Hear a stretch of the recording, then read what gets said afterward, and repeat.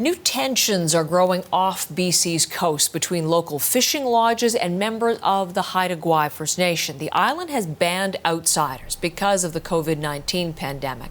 But some of the local lodges have started to accept guests again, and that is causing the growing conflict and tensions I was referencing. Laura McQuillan with the details there. And some of that confrontation caught on camera, Heather. We saw it posted online at the weekend, and we'll show you that video.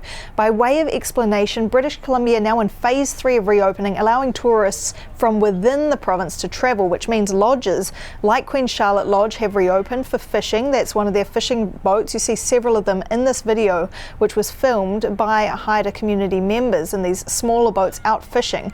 Now, this was posted on Friday. They say there were some safety concerns as they were trying to fish out there, and these boats go zooming by, and then a confrontation ensued between the Haida members and between Matt Tucker. Now, he is the head mechanic at Queen Charlotte Lodge. I want to show you a clip from that video. You'll notice that it has been edited, but it is the way that it was shared online. The edit was done by the person that posted it. Take a look. The RCMP aren't coming, the Coast Guard's not coming, you guys get hurt, it's going to be a real problem. Who's going to hurt us? You're running in front of our boats. We're not! This is Haida territory! Haida Guam! You know what?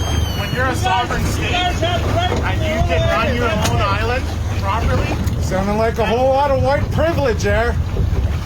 Now, a fairly heated scene, as you just saw there. We've heard from the Haida community that they were really worried about the safety of those out fishing in the boats, but we are hearing a defence of Matt Tucker, that man you just saw in that exchange, from the Vice President of Queen Charlotte Lodge. Here's what he told us.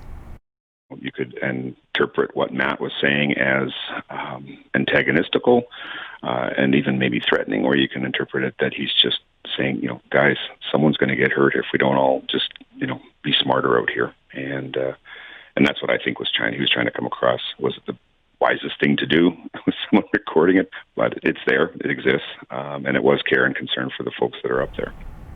Now, Brian Clive, who you just heard from there, says that the lodge, Queen Charlotte Lodge, is following all provincial precautions as it does this reopening. In the meantime, CBC News has spoken to the RCMP in nearby Masset.